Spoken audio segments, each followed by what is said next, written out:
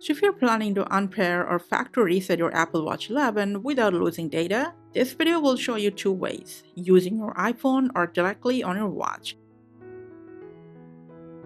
But the first method we're going to show you is using your iPhone, which is recommended because every time this automatically backs up your watch data that you can restore it later, and also this will remove the activation lock.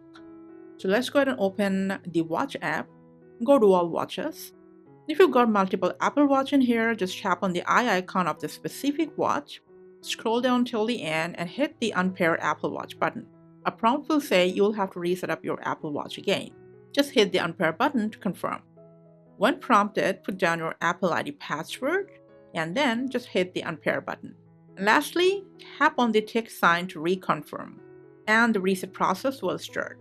This will take quite a bit of time, so you gotta be just patient and try not to take away or turn off your watch before the reset is complete.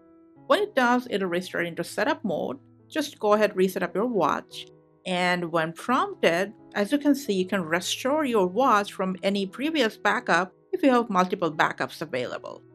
Now, the second way we're going to show you, although not recommended, is from your watch itself. In case you do not have your iPhone or it's disconnected from you, you can go for it.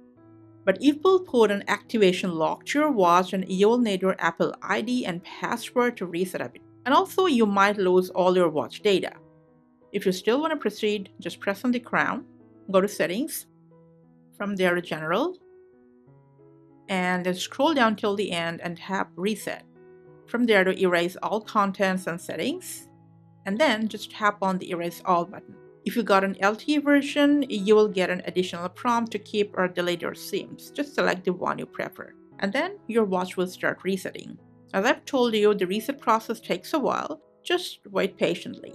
Now, when it restarts into setup mode, just go ahead and reset up your watch with your iPhone. And when prompted about the activation lock, just put down the Apple ID and password to verify yourself.